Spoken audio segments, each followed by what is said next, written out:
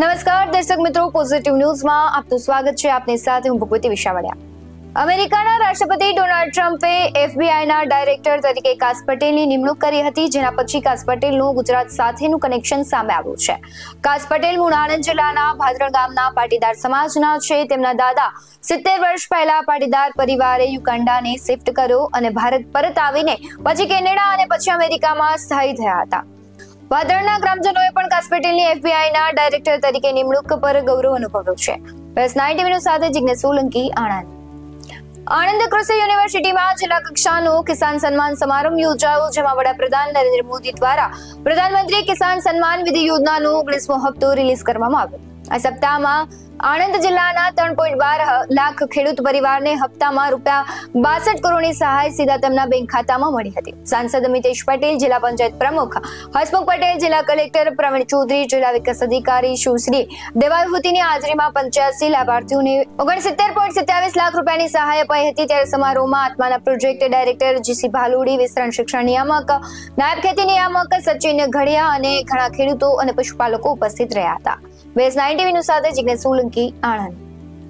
સૌરાષ્ટ્રનું અગ્રીમ ગણાતું ગોંડલ માર્કેટિંગ યાર્ડમાં નવા ધાણાની આવક જોવા મળી છે. ત્યારે 25,000 નવા ધાણાની બોરીની આવક નોંધાઈ છે.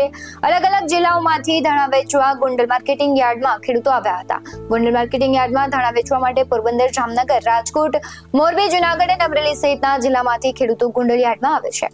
પ્રેસ 90 સાથે ક્રિસ પટેલ, ગોંડલ.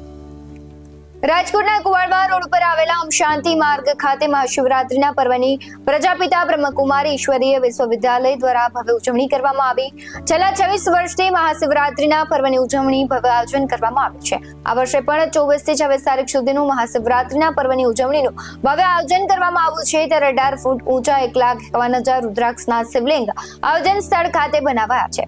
રાજકોટવાસીઓ આ શિવલિંગના દર્શન માટે સવારે 9 થી રાત્રે 10 વાગ્યા સુધી આવી શકશે. સાથોસાથ આયોજન સ્થળ ઉપર અનેક અલગ અલગ સ્ટોલો પણ બનાવાયા છે, જેમાં મુખ્ય આકર્ષણ તરીકે કલયુગથી સતયુગ દર્શન, શાંતિ અનુભવતી કુટીર, આધ્યાત્મિક ચિત્ર પ્રદર્શન, ખુશીઓનું સુપર બાજારનો સ્ટોલ આયોજન કરાયું છે. પ્રેસ 90 સાથે સાહિલ સભા સાથે મીનભાણી, રાજકોટ. ઈડર ખાતે જિલ્લા કક્ષાનો એજ્યુકેશનલ ઇનોવેશન ફેસ્ટિવલ જિલ્લા શિક્ષણ અને તાલીમ ભવને યોજાયો હતો.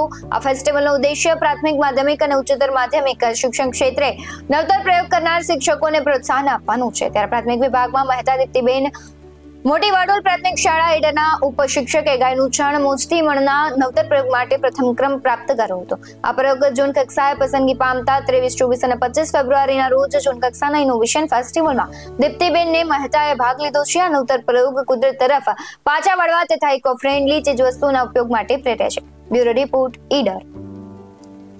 ભવનાથ જડેરીમાં મહાશિવરાત્રીના મેળા દરમિયાન જૂનાગઢ પોલીસ તંત્રની ત્રીજી આંખ એટલે કે 78 સીસીટીવી અને 3 ડ્રોન કેમેરા દ્વારા બાદ નજર રાખવામાં આવી રહી છે. ભવનાથના મહાશિવરાત્રીના મેળામાં સ્વયંભૂ લાખો શ્રદ્ધાળુઓ ઉમટે છે. ત્યારે ક્રાઉડ મેનેજમેન્ટ અને ટ્રાફિક નિયમન પોલીસ તંત્ર એક મોટો પડકાર બની જતો હોય છે. આ સાથે મેળામાં પધારતા ભાવિકોની સુરક્ષા માટે શંકાસ્પદ ગતિવિધિ અટકાવવી પણ એટલી જ જરૂરી છે.